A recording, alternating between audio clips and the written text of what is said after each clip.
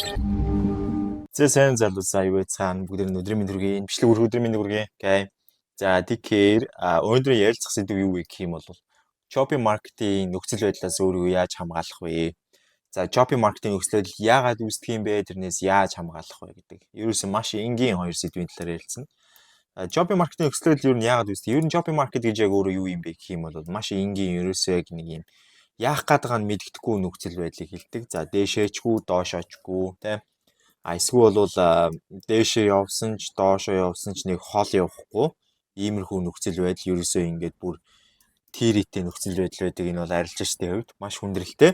Ягаад вэ гэх юм бол яг ийм нөхцөл байдал дээр байцсан ч сэлсэн ч ашигтай гарах магадлал маш багатай байдаг. Аль цагийн хувьд бол shopping market үүсч болно. Гэхдээ яг scalping арилжаа хийж байгаа, short арилжаа хийж байгаа хүмүүсийн хувьд бол shopping market-ийн хөдөлгөөн бол тэр бүтэн өдрийг нэгдүгüүрт айгүй хүндрэлтэй болохоос гадна хоёрдугаарт нь асар хэмжээний эрсдэл авчирдаг, losing streak олонтой тийм өдөр болох боломжтой болчдөг. Тийм болохоор losing streak олонтой өдрөөс сэргийлэхийн тулд ер нь тэр өдөр яагаад үүсэж байгаа, яагаад shopping market үүсэж байгаа вэ гэдэг талаар ярих гэдэг нь гэсэн үг.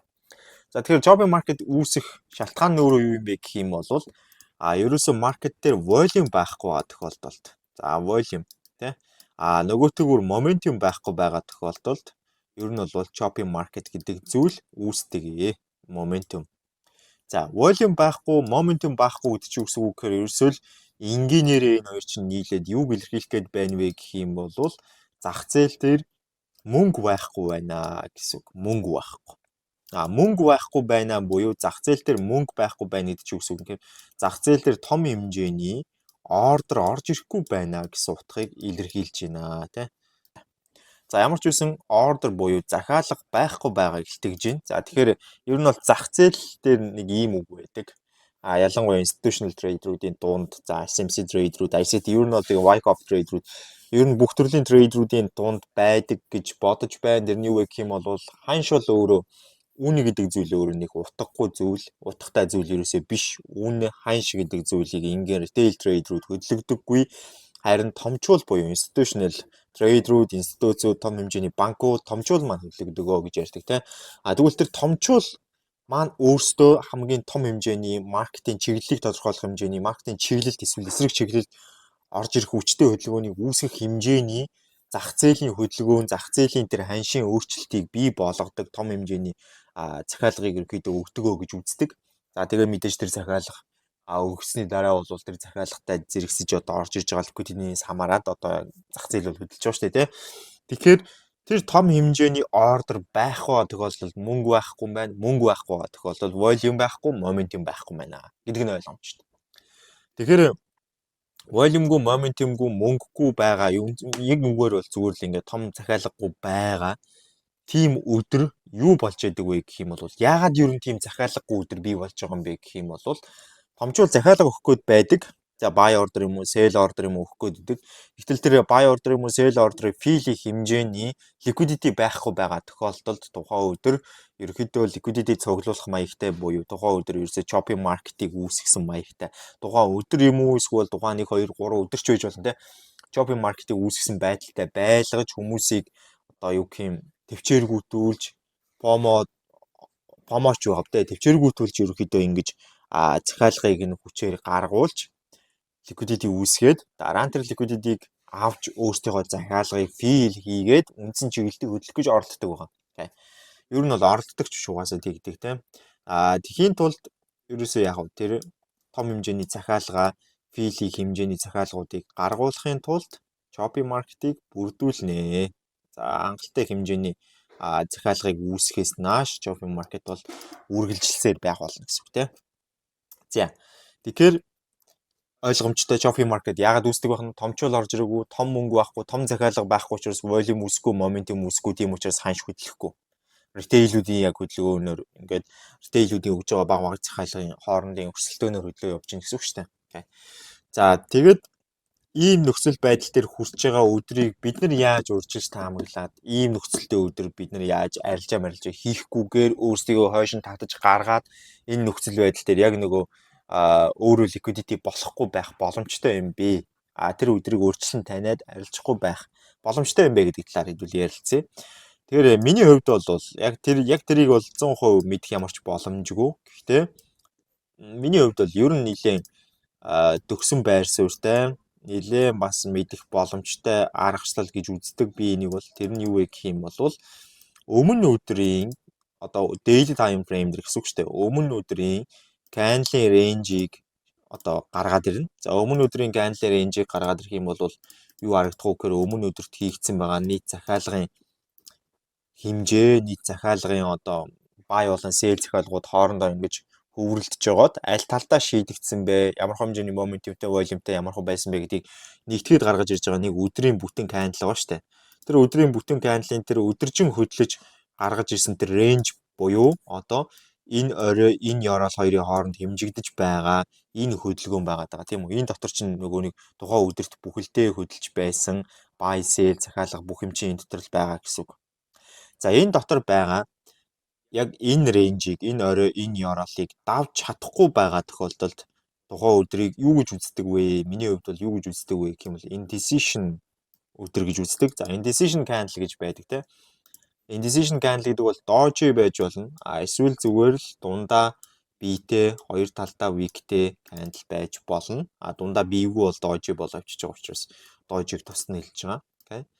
За ийм indecision candle одоо ерөөхдөө бүрдэж байгаа тохиолдолд за ер нь бүрдэж ийн гэдгээрээ би юу илэрхийлэх гээд юм гэхээр орой хамгийн том арилжаачид орж ирдэг хамгийн чухал бирж нээх буюу Нью-Йоркийн бирж нээх үед ийм байдалтай байж байгаа буюу range одоо тухайн өмнөх өдрийн candle-ийн range-ийг аль нэг тийш эвдэж чадаагүй байгаа тохиолдолд энэ өдрийг шийдвэргүй нэг талтай гарсан шийдвэргүй өдөр юм байна гэж үзээд энд арилжахгүй байх нь зөв юм байна гэдэг шийдвэрийг гаргах хэрэгтэй. Хэрвээ тийм шийдвэрийг гаргачих юм бол юу болох вэ гэхээр яг энэ indecision байгаад байгаа өдрүүдэд амсах боломжтой бүр олон тооны эрсдэлтэй арилжаанууд олон тооны алдагдaltaй арилжаануудаас өөрийгөө хойшин татчихжээ гэсэн үг. Тэгэхээр ер нь өөртөө байгаа капиталыг хэр зөв зүйтэй хамгаалж чадаж байгаа нь илүү чухал болохоос биш тухайн капиталыг хэр урдастай өсгөх гэж оролдож байгаа ч юм бол маркетд тийм чухал биш. Okay? Маркетд угаасаа бидний ер нь яагаад байдж байгаа, сэлдэж байгаа, яагаад бид нэр арилжаа хийж байгаа, бид ямар ч хамаагүй маркетд бол маркетд юу хамаатай гэх юм бол томчууд хаашаа чиглэлтэй мөнгө оруулж ийн вэ гэдэг л маркетд хамгийн чухал.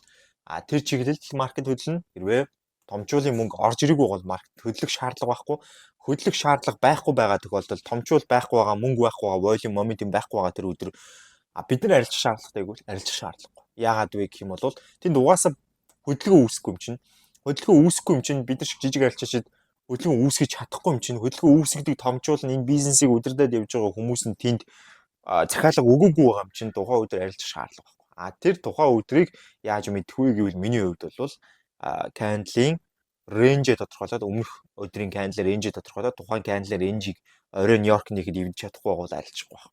За тэгээ энэ жилээс би айгүй том өөрчлөлтийг гаргаж байгаа сүүлийн бараг 5-6 жил ер нь яг нэг системээр арилжиж исэн. Тэр систем маань юу вэ гэх юм бол Free London нээлээ те.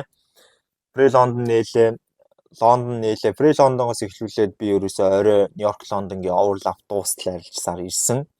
Тэгээд энэ яг 5 жил, за 4-5 жил гэж ярих юм да. 4-5 жилийн хугацаанд ер нь юуг ойлгосон бэ гэх юм бол маш том зүйл гарч ирж байгаа. Тэр нь юу вэ гэх юм бол маш их хэмжээний цаг хугацаа зарцуулсны ар дээр харахад хамгийн ашигтай арилжаачийн хүн бол хамгийн цөөхөн бүгд чанартай арилжааг хийсэн хүн байдаг гэдгийг ойлгож авсан.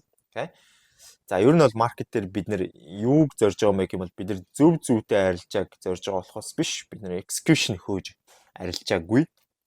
Тэгэхээр ер нь бол Free London за эдгээр бол ерөөхдөө айгүй өндөр волюмтэй байдгийн үед байдаг тийм.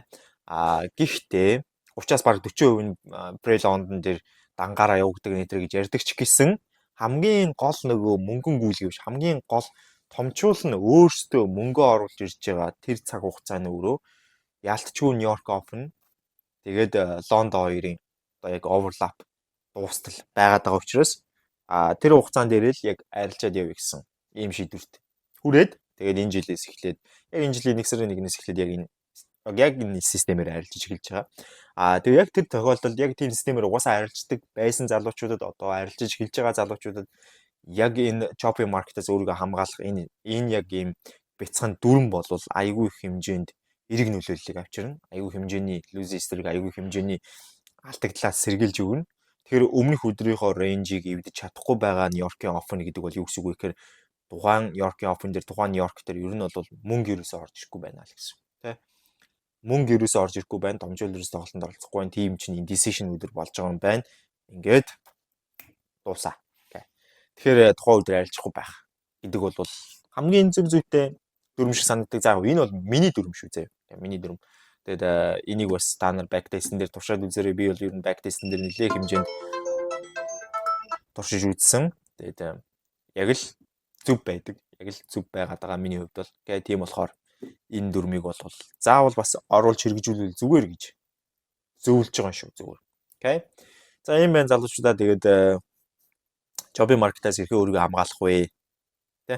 Энэ бичлэг маань энэ үрийг өндөрлж जैन. Тэгээд бүгдээ амжилттай Rolfex байлаа. Баярлалаа. Баяртай. Тэгээд хэрвээ та Trade Room нэгдхийг хүсэх юм бол доор description box дээр байгаа линкээр дарж ороод Trade Room нэгдэж болно. Гэхдээ тэрнийхээ өмнө хэрвээ та Modforex дээр Mod Capital дээр өөрийнхөө доор байгаа линкээр дарж ороод өөрийнхөө дансыг нээх юм бол 30% амьдралтай нэгдэх боломжтой байгаа. iTrader дээр Rolfex 6 гэдэг купон кодыг ашиглаад 30-аас 40% амьдралтай өөрийнхөө дансыг худалдаа авах боломжтой байгаа шүү гэдгийг сануулъя. За тэгээд бүгд амжилттай Rolfex байлаа. Баярлалаа. Дараагийн бичлэгээр уулзлаа. Баяртай.